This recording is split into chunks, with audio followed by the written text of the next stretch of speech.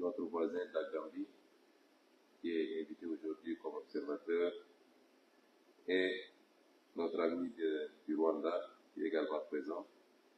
Et depuis l'année dernière, je n'ai cessé de répéter qu'il faut que la SECNA continue de manière agressive, j'allais dire même s'il le faut, à intéresser tous les autres pays du continent à une adhésion massive à cet outil, symbole d'intégration africaine.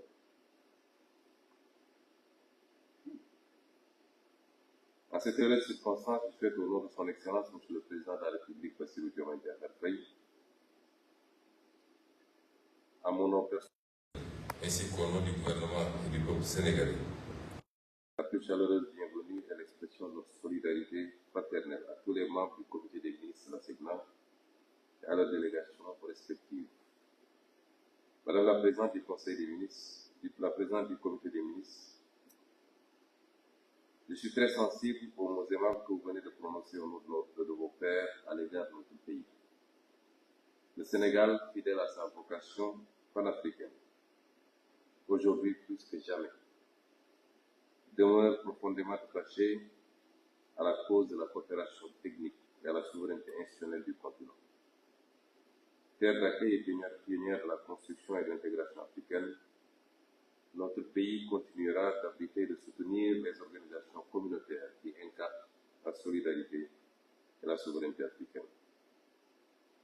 La confiance que la SECNA accorde régulièrement à Dakar pour l'organisation de ces réunions stratégiques traduit certes un lien historique, mais ce choix récurrent souligne également le rôle pivot du Sénégal, état hôte du siège de l'agence, acteur, moteur de sa diplomatie aéronautique et partenaire constant dans la mise en œuvre de ces programmes de modernisation.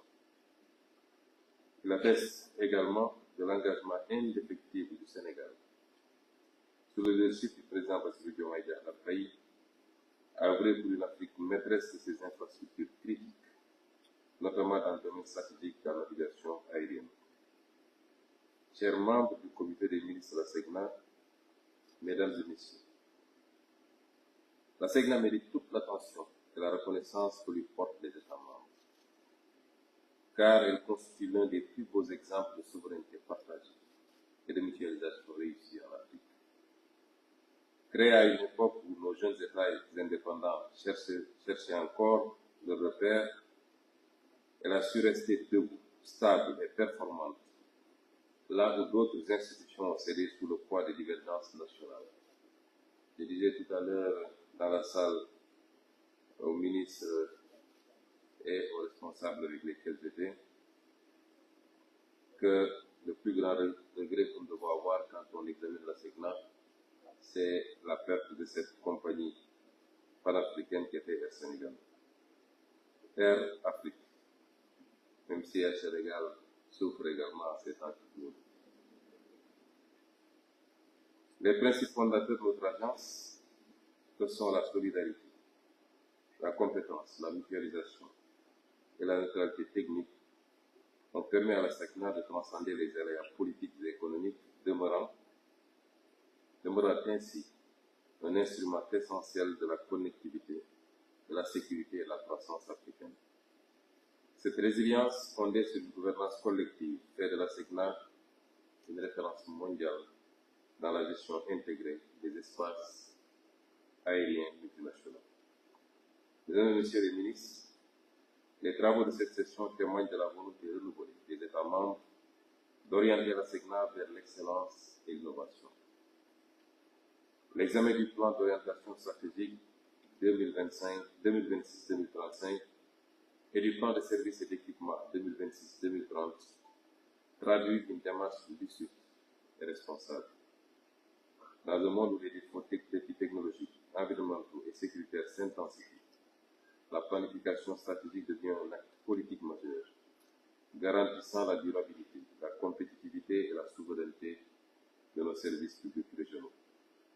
À ce titre, la SECNA a largement prouvé que la coopération interafricaine n'est pas un slogan,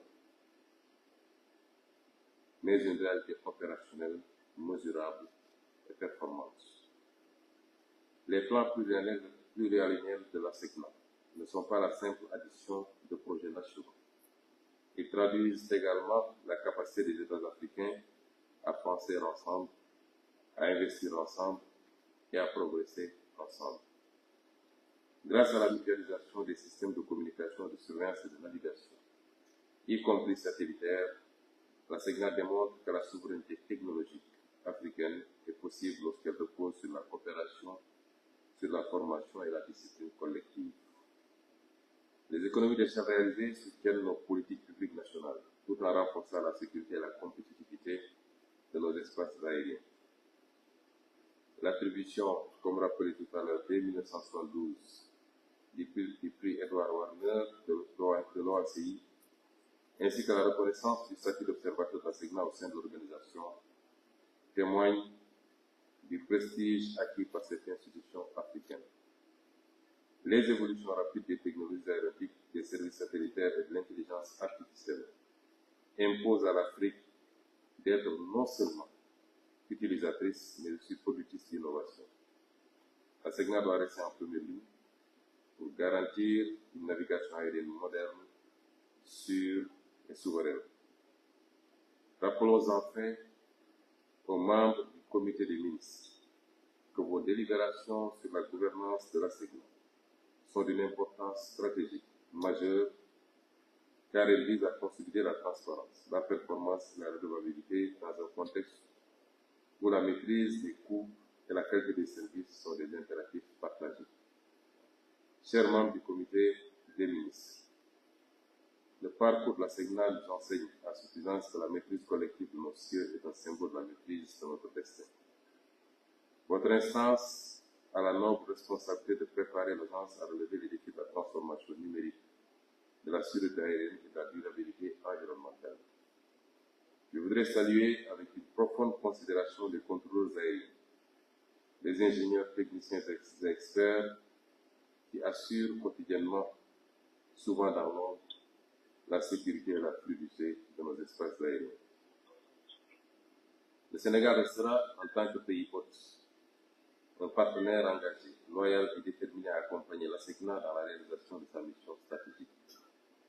C'est sur cette note d'unité, de souveraineté et de confiance africaine que je vous invite à poursuivre vos travaux en vous sentant pleinement chez vous, à Dakar et partout au Sénégal, à Dakar particulièrement, capitale du panafricanisme institutionnel et siège de notre fierté commune, et déclare ouvert les travaux de la 76e réunion du comité des ministres de la SECNA. Je vous remercie de votre attention.